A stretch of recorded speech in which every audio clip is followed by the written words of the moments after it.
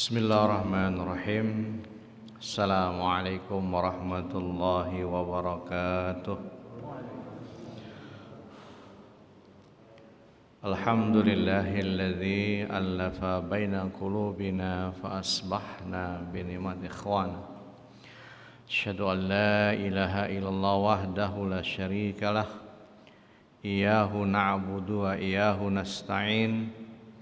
Wa ashhadu anna nabiyyana Muhammadan abduhu wa rasuluh. Allahumma salli wa sallim ala nabiyyina Muhammadin wa ala alihi wa ashabihi alladhina amanu wa amilus salihati ila yaumil maw'ud. Faqala Allah ta'ala fi kitabihil karim, A'udzu billahi minasyaitonir rajim. Innallaha ya'muru bil adli wal ihsan wa ita'i dzil qurba wa yanha 'anil fakhsya'i wal munkari wal baghi ya'idzukum la'allakum tazakkarun. Hadirin jamaah salat subuh yang dirahmati Allah,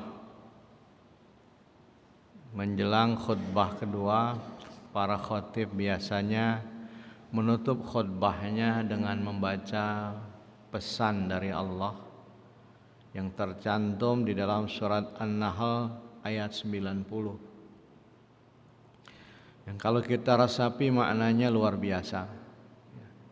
Nah, tema kita kali ini adalah menjadi pribadi yang adil dalam persepsi Al-Quran. Allah menyampaikan dalam surah An-Nahl ayat 90, Innallaha ya'muru bil adli wal ihsan. Sesungguhnya Allah memerintahkan kita berbuat adil dan ihsan, berbuat baik. Wa ita'idil qurba, berbuat baik dengan karib kerabat. Ita'idil qurba ini orang yang ada hubungan darah dengan kita. Wa yanha 'anil fakhsya'i wal munkar, dan mencegah perbuatan fakhsya, keji dan munkar, wal baghi, permusuhan, ya'idukum la'allakum tazakkarun. Maka Allah memberi peringatan kepada kita agar kita selalu ingat. Maka apa itu makna adil? Adil dijelaskan wada'u syai'in fi mahallihi, menempatkan sesuatu atau meletakkan sesuatu pada tempatnya. Ya. Karena itu adil adalah memberikan hak kepada setiap orang yang berhak dan menghukum orang yang bersalah sesuai dengan tingkat kesalahannya. Ya, nggak boleh hukum itu tajam ke bawah, tumpul ke atas. Ya. Kenapa kita diminta Allah menegakkan keadilan? Karena adil itu lebih dekat kepada takwa. Di dalam surah Al-Maidah ayat 8, i'dilu huwa aqrabu littaqwa wattaqullah innallaha khabirum bima ta'malun. Berlaku adillah, karena adil itu lebih dekat kepada takwa. Dan bertakwalah kepada Allah, sungguh Allah Maha teliti atas apa yang kamu kerjakan. Yang berikutnya, orang yang adil, orang yang berbuat adil itu adalah orang yang dicintai Allah, pribadi yang dicintai Allah. Wa aqsitu innallaha yuhibbul muqsitin. Dan berlaku adillah, sungguh Allah mencintai orang-orang yang berlaku adil. Dan orang yang berbuat adil, Rasul mengatakan salah satu yang akan mendapatkan keselamatan. Ya. Rasulullah bersabda, sab'atun yuzilhumullahu fi dzilli yauma la zilla illa zilluh. Ada 7 golongan yang nanti mendapat naungan Allah, di mana tidak ada naungan lain kecuali naungan Allah pada hari kiamat maksudnya. Kita tahu bagaimana dahsyat dan mengerikannya kiamat. Dalam Quran diceritakan sampai bayi yang menyusu pada ibunya, ibu yang menyusui bayinya sampai lupa, terlepas. Saking dahsyatnya. Dulu ada film yang menceritakan bagaimana terjadinya kiamat. Walaupun film ini hanyalah rekayasa komputer, tapi bagaimana kita merenungi itu dahsyatnya kiamat. Film yang sempat box office film itu yaitu 2012, yang ramalan sebuah suku di Amerika terjadi kiamat. Bagaimana orang begitu heboh, gedung-gedung pencakar langit hancur binasa, tidak berdaya kondisi manusia, bahkan sekali bernegara adidaya pun lemah dan menjadi luluh lantak luar biasa. Atau yang kiamat sugro saja sudah mengerikan ketika tahun 2024 terjadi tsunami, ya. Itu dalam waktu setengah jam Aceh luluh lantak. Kecepatan tsunami yang dari laut itu air guncangannya konon lebih kurang kekuatannya 800 km per jam. Jadi dorongan ombak dari laut itu setara dengan kekuatan Boeing kalau kita berangkat naik pesawat. Makanya sampai kapal tanker berpindah dari laut menjadi ke tengah kota didorong dengan kekuatan. Bayangkan saja, keramik sampai copot. Nah, konon menurut ahli itu kekuatan tsunami saat itu 800 km per jam dorongan ininya, bah. Jadi luar biasa ya. Nah, kalau keramik saja copot, yang nempel bagaimana manusia waktu itu. Nah, di saat sedang kebingungan seperti itu, kata Nabi, ada 7 golongan yang Allah berikan rasa aman, rasa selamat. Salah satunya kata Nabi, imamun adil, pemimpin yang adil. Jadi orang yang menegakkan keadilan akan mendapat keselamatan. Dalam hadis yang lain Rasul mengatakan salasun munjiyad, ada 3 perkara yang bisa menyelamatkan manusia. Khasyatullah fi sirri wal alaniyah, takut kepada Allah dalam keadaan ramai maupun sepi, sunyi, sendiri. Wal adlu fir ridha wal ghadab, bisa bersikap adil dalam keadaan ridho dan marah. Lagi dia senang, suasana hati itu dia lagi marah. Nah, kita kadang-kadang kalau lagi senang bisa, tapi kalau lagi marah suka lost control kita. Ya. Wal qasdu fil fakri wal ghina, ya.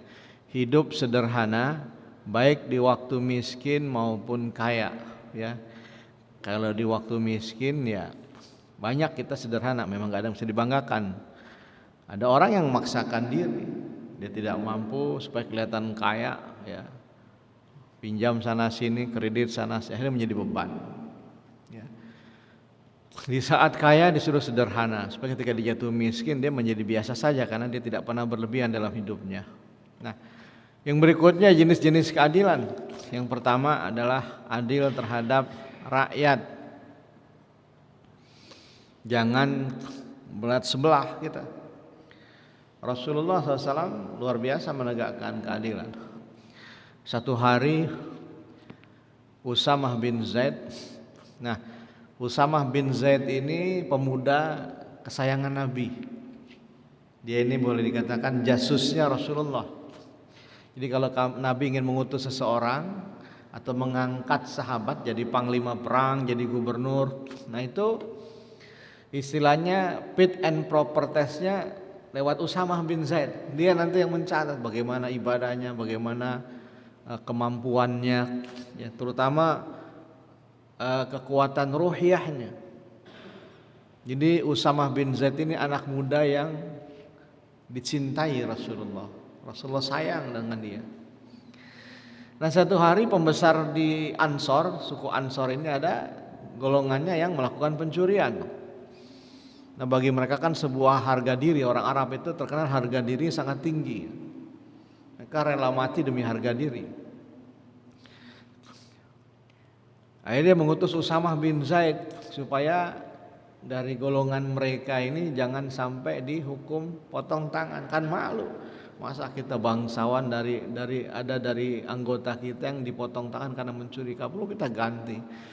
Atau sudahlah nanti cincai saja, jadi saksi nanti hilang, diharun masikukan misalnya. Pokoknya jangan sampai dihukum, malu nih. Maka karena permintaan dari orang-orang Ansor, datanglah Usamah bin Zaid meminta dispensasi hukum. Bukan maunya Usamah, dia hanya menyampaikan saja pesan itu. Begitu Rasulullah mendengar pesan dari Usamah bin Zaid, ya, yang maksudnya orang-orang Ansor supaya Nabi tergugah hatinya, karena yang ngomong nih orang yang dipercaya Nabi, yang disayang Nabi, kan begitu.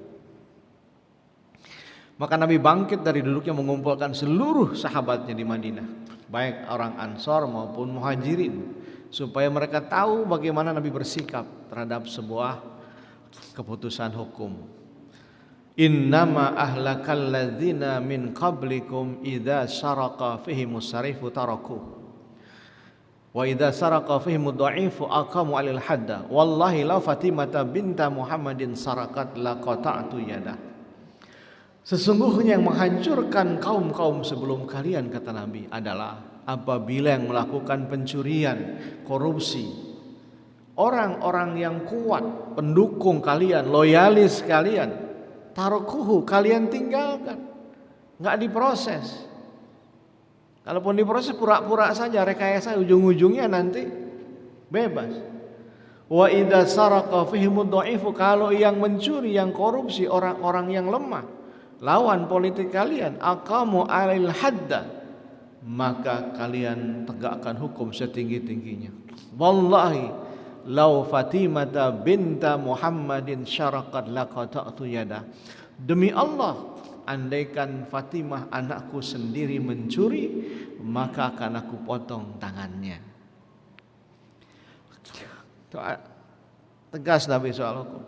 Tetapi beliau juga bijaksana melihat objeknya.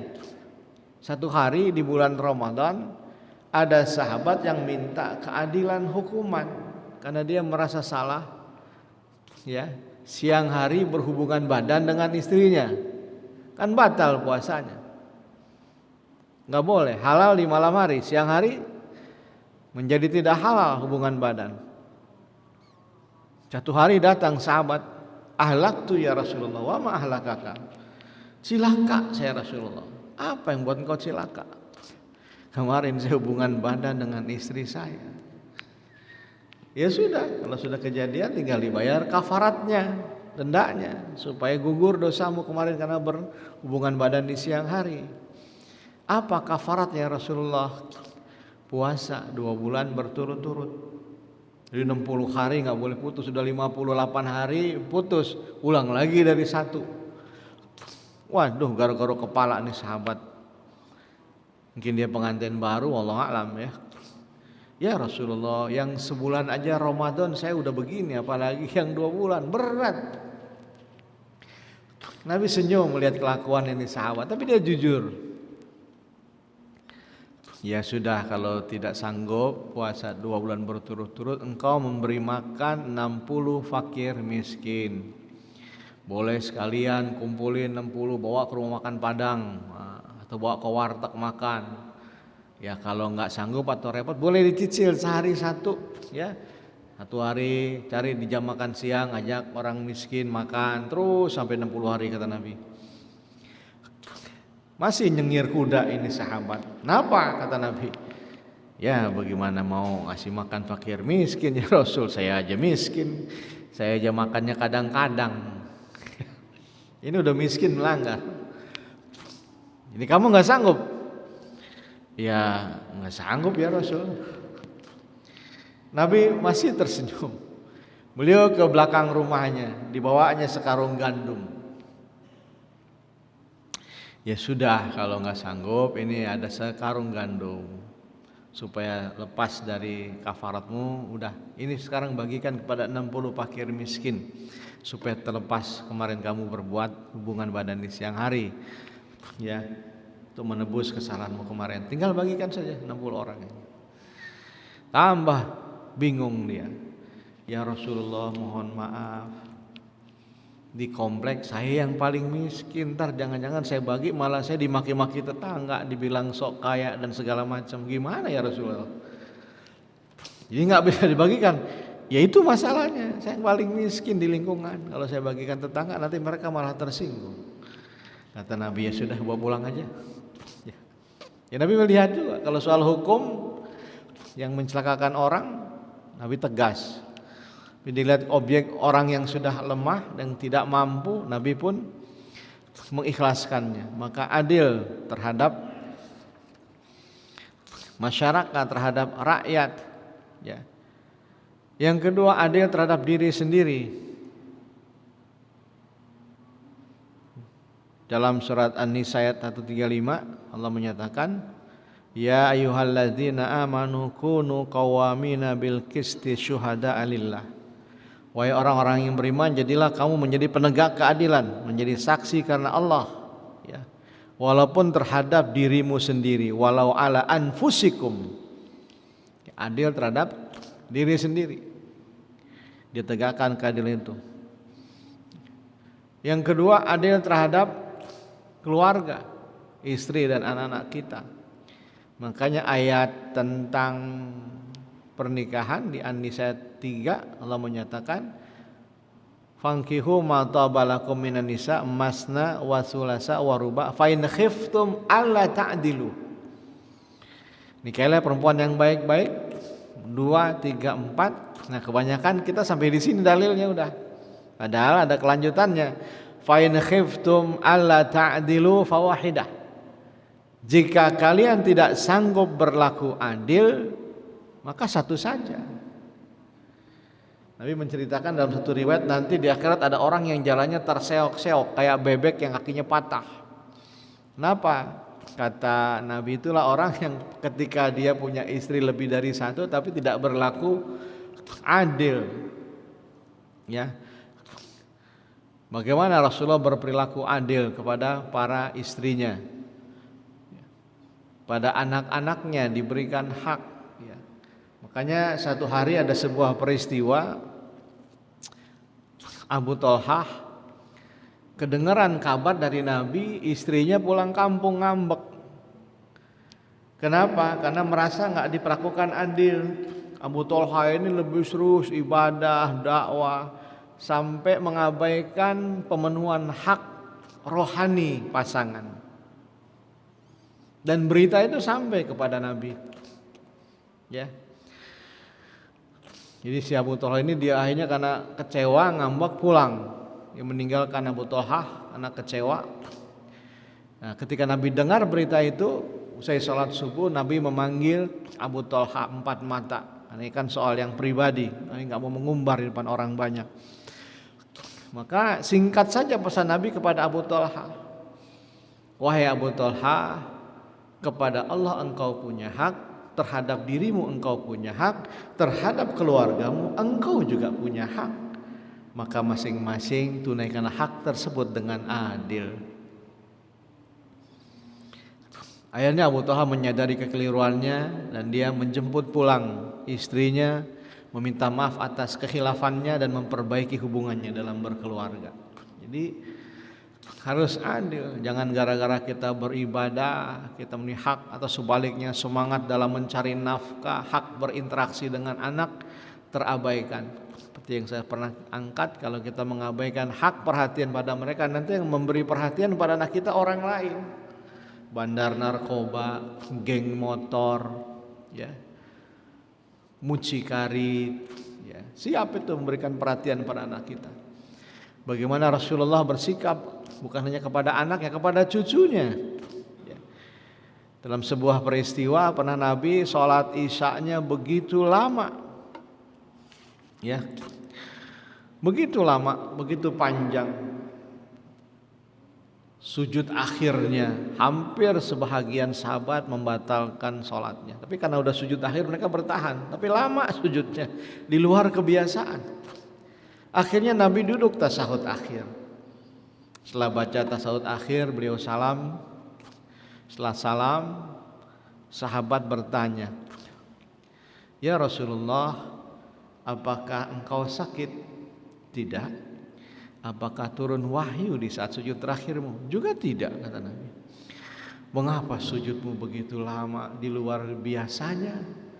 Sebagian kami hampir membatalkan sholatnya Rasulullah. Ada apa gerangan? Sahabat pengen tahu. Kata Nabi dengan tersenyum, tadi waktu sedang sujud akhir, cucundaku datang.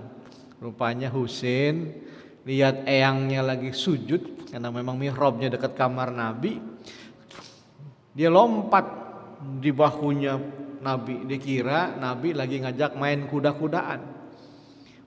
Bahuku ditunggangi, punggungku ditunggangi oleh cucuku, yang kalau saat itu aku bangun dia akan terpelanting jatuh membahayakan fisiknya, karena dia gak ngerti.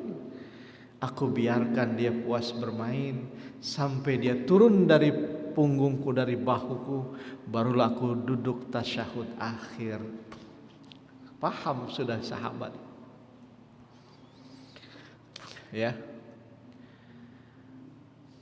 Jadi di tengah sholat saja Nabi masih muni hak anak bercengkrama, kan dia belum paham, masih balita. Jangan sampai dengan alasan mencari nafkah kita mengabaikan hak anak di momen-momen tertentu. Ketika bagi rapot, ya. Saya dulu pernah jadi guru, pernah jadi wali kelas. Ketika ngajar, kadang-kadang kita sedih sudah ngajar menyiapkan nilai, ya. Yang ngambil pamannya, mending kalau pamannya, terkadang yang ngambil sopirnya, rapot sang anak. Sebetulnya bukan kita guru kecewa, akan jauh lebih kecewa itu anak. Dia berprestasi, apalagi dalam pentas anaknya dapat juara ranking, yang ingin dia dipuji, dibanggakan orang tuanya, tapi ayah yang dibanggakan, ibu yang dibanggakan nggak datang. Ya, maka itu akan tertanam kuat anak-anak kita. Nah, ini kelihatannya hal yang sepele, tapi itu penting buat anak-anak kita. Jadi berlaku adil terhadap keluarga. Nah, inilah jamaah sekalian tentang bagaimana kita menjadi pribadi yang adil dalam persepsi Al-Quran, yang mudah-mudahan kita bisa menjadi orang-orang yang adil, yang setiap Jumat para khatib menyampaikannya melalui firman Allah surat An-Nahl ayat 90. Benar datangnya dari Allah, keliru dan salah, kealfaan, kesilafan saya pribadi. Pada Allah saya beristighfar, pada jamaah saya mohon maaf. Assalamualaikum warahmatullahi wabarakatuh.